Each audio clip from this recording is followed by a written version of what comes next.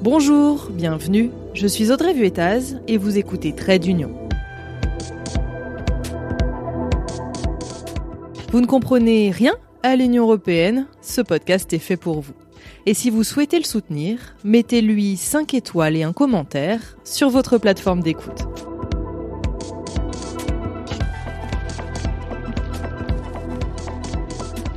Je le dis solennellement à nos compatriotes, le Rassemblement national est aujourd'hui le seul mouvement à pouvoir mettre en œuvre dès maintenant et raisonnablement les aspirations clairement exprimées par les Français.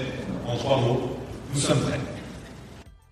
Vous venez d'entendre Jordan Bardella lors de sa conférence de presse pour présenter son programme en cas de large victoire du RN aux législatives avec une majorité absolue. Un programme qui balaie beaucoup de sujets européens en fait.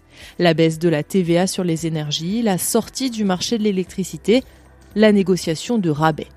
En assistant à la conférence de presse, je me suis dit que j'allais faire un petit épisode crash test de ces propositions.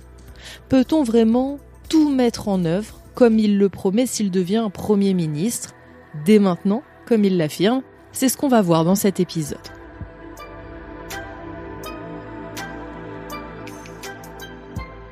Mon invité aujourd'hui, c'est Paul Messade. Il est journaliste spécialiste énergie-climat pour le site Euractiv et il est aussi chargé du suivi du RN. Sans plus tarder, commençons par la proposition phare du RN sur le pouvoir d'achat. La baisse de la TVA de 20% à 5,5% sur les énergies et notamment sur le carburant. Sur le papier, ça permettrait d'économiser 11,50 € par plein d'essence, sauf que dans les faits, c'est pas si simple. On pourrait la baisser que jusqu'à 15%, qui est en fait le taux minimal au niveau européen. Car oui, nous nous sommes engagés à respecter les accords de Paris et à devenir neutres en carbone d'ici 2050. Donc l'idée, c'est pas d'aider à acheter des carburants polluants. C'est pour ça qu'on ne peut pas baisser la TVA à volonté. Si jamais la France souhaite quand même, si d'aventure Jordan Bardella arrive à Matignon, baisser la TVA à 5,5% sur les carburants, la France se met tout simplement en infraction du droit européen. Alors, pendant sa conférence de presse, Jordan Bardella a affirmé que la Pologne l'avait déjà fait, et donc qu'il n'y avait pas de raison qu'on ne le fasse pas aussi. J'ai posé la question à Paul Messade. En réalité, la Pologne était en infraction. On apprend de plusieurs sources, notamment citées par nos confrères de Contexte et de France Info, que la Commission européenne n'a jamais validé la baisse de TVA prévue par la Pologne en 2022 et qu'en 2023, la Commission européenne a instamment demandé à la Pologne d'arrêter cette baisse de la TVA. Donc voilà, si Jordan Bardella fait ça, il est en infraction. Après, il peut jouer les cyniques et le faire quand même le temps que les sanctions financières tombent, ce qui peut prendre des années. J'ai appris par exemple que la France était déjà en infraction concernant ses barrages hydroélectriques. Elle aurait dû faire des appels d'offres il y a plusieurs années pour renouveler les concessions et respecter le droit de la concurrence européen, et elle ne l'a pas fait. La France est en infraction au droit européen depuis plus d'une quinzaine d'années. La France a été mise en demeure 2 fois de respecter, en 2015 et en 2019. On est en 2024 et il s'est toujours rien passé.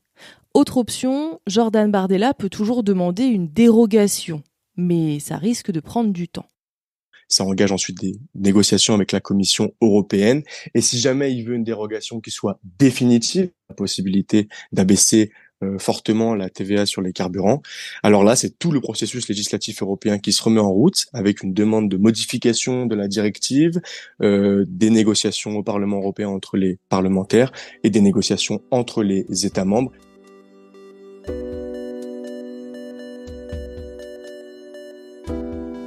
Pour baisser la TVA sur le gaz, c'est différent. Une dérogation est possible, mais seulement jusqu'à 2030. Vous l'aurez donc compris, la principale mesure du Rassemblement national a déjà du plomb dans l'aile. Passons maintenant à une deuxième idée. Pour financer son programme, Jordan Bardella entend négocier un rabais à Bruxelles dès cette année, mais est-ce possible ? En matière fiscale et budgétaire, il faut ouvrir une modification du budget. Il faut avoir un accord entre les 27 États membres. Et ensuite, il faut encore que le Parlement européen se positionne à la majorité pour pouvoir changer le budget 2024. Sachant, petite anecdote, qu'il n'y aura pas en réalité de session plénière du Parlement européen, donc des sessions où ils votent ensemble sur les textes et les propositions avant septembre.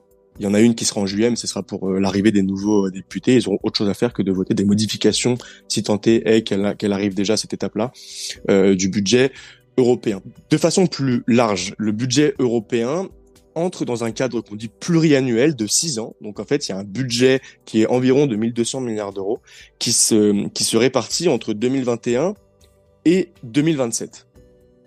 Chaque année, il y a ensuite un travail qui est fourni pour savoir combien on va mettre sur l'année sur les 1200 milliards d'euros qui ont été grevés pour 6 ans. À ce moment-là, on peut définir que cette année en 2024, on a 189 milliards. Peut-être qu'en 2025, on sera un peu plus, un peu moins. Et à ce moment-là, la France peut essayer de négocier sur sa contribution et possiblement, si d'aventure Jordan Bardella arrive à Matignon dans quelques jours, dans quelques semaines, on peut imaginer une baisse de la contribution française pour 2025. Néanmoins, la contribution française pour les 6 ans, le paquet reste le même. C'est-à-dire que si vous baissez en 2025 et en 2026, vous risquez d'avoir une augmentation en 2027 pour que la France respecte le paquet qu'elle s'était prévu de mettre à partir de 2021. On l'aura compris, on est dans un budget qui a été acté et qui court jusqu'en 2027. Il peut donc y avoir des arbitrages année par année, mais à la fin, la France devra donner au pot commun le montant qu'elle s'était engagée à donner. Passons totalement à autre chose en matière de propositions. Vous le savez, le RN fustige les politiques climatiques qui ont été mises en place ces dernières années au niveau européen, sur le principe qu'il y a trop de normes ou que les gens sont étouffés par les ayatollahs de l'écologie. L'Europe, en même temps, s'est engagée à interdire la vente de voitures thermiques neuves en 2035, donc le RN veut revenir sur cette mesure. Et c'est peut-être l'un des points du programme qui a des chances de passer.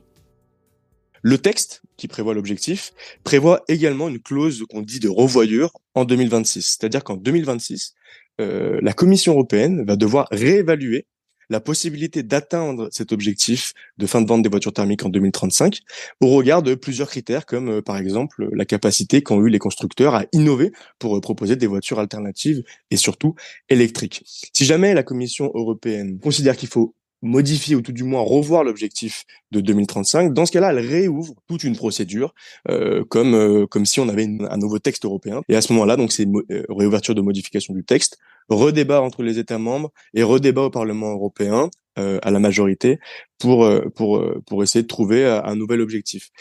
En sachant que l'Union européenne fait face actuellement à l'arrivée des droits durs au Parlement européen, au sein des gouvernements et donc par extension au sein de la Commission européenne, on peut imaginer très vraisemblablement que la clause de revoyure de 2026 sera activée et qu'on peut avoir de nouvelles discussions sur l'échéance de 2035. Dernière mesure, même si le RN revient un peu dessus ces derniers temps, il a longtemps prôné pour la sortie de la France du marché européen de l'électricité. Je vous la fais courte, mais le prix de l'électricité est fixé en fonction de la manière de la produire. En hiver, quand la demande est forte, on utilise des centrales à gaz méga chères, ce qui fait flamber les prix. Comme nous, en France, on a des centrales nucléaires qui produisent de l'électricité peu chère, le RN trouve ça injuste qu'on doive payer le prix fort et veut donc sortir la France de ce marché.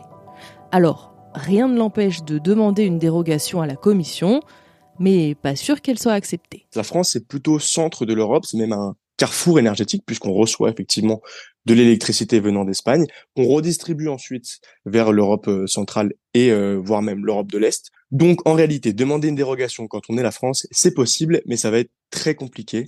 D'autant plus que la Commission européenne risque de nous dire à nous, la France, qu'on dispose déjà d'une dérogation au marché européen de l'électricité, dans la mesure où on a chez nous ce qu'on appelle le dispositif dit de l'Arenh.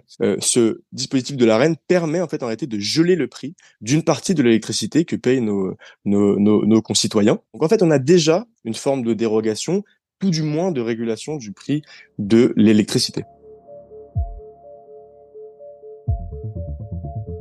Donc, on est un carrefour, on a déjà une dérogation quand ça flambe trop, et puis surtout, un truc tout bête, mais quand nos centrales n'étaient pas en grande forme, en pleine révision, on était content de pouvoir acheter de l'électricité aux autres pays.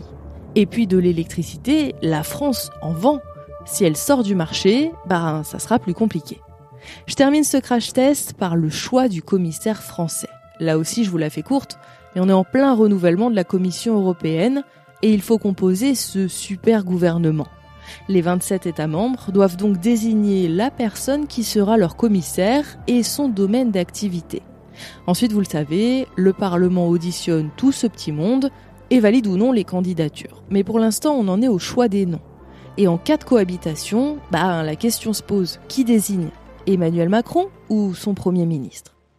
Officiellement, ce n'est pas le Premier ministre qui a le dernier mot sur le commissaire européen, c'est bien le président de la République, en vertu en réalité non pas d'une règle fixée dans la Constitution française, mais plutôt d'une pratique qui voudrait que le président de la République ait le dernier mot en matière internationale et européenne. Mais on peut tout à fait dire, sans prendre de risque, que si d'aventure Jordan Bardella entre à Matignon, le Rassemblement national aura un poids, aura son mot à dire dans le choix du commissaire européen. Il se murmure qu'Emmanuel Macron souhaite renouveler Thierry Breton à son poste. Est-ce que ça conviendrait ? Ça c'est affaire à suivre. Lors de sa conférence de presse, Jordan Bardella a eu l'air de laisser penser qu'il se mêlerait de cette affaire s'il était Premier ministre. Et en tout cas, il y a une chose dans sa conférence qui nous a interpellés, Paul Messad et moi. Il a dit qu'il faudrait une personne qui défende les intérêts français à la Commission européenne. Spoiler alerte, ça c'est pas possible. Il a proposé notamment les intérêts français sur les questions énergétiques. Donc on pourrait imaginer que le Rassemblement national pourrait réfléchir à un commissaire dont le portefeuille s'occupe des questions énergétiques. J'ajoute que sur cette question des intérêts français, lorsque l'on devient commissaire européen, on prête serment. Et lorsque l'on prête serment, on prête serment de défendre avant tout les intérêts de l'Union européenne et non pas seulement ceux de la France, qui déjà va en contradiction avec les positions qu'a défendues Jordan Bardella. Oui les cocos, sinon chaque commissaire défendrait sa crèmerie, puisqu'on en a un par pays membre. Voilà, ce crash test touche à sa fin. On voit que les propositions du RN vont avoir du mal à passer le mur de la réalité. Sur tous les sujets, des négociations sont évidemment possibles, mais il va falloir persuader les autres pays membres, et à minima, ça va prendre du temps. Merci à Paul Messad, journaliste d'Euractiv, spécialiste des sujets énergie-climat et chargé du suivi du RN pour son éclairage. Quant à moi, je vous dis à très vite pour un nouvel épisode du podcast.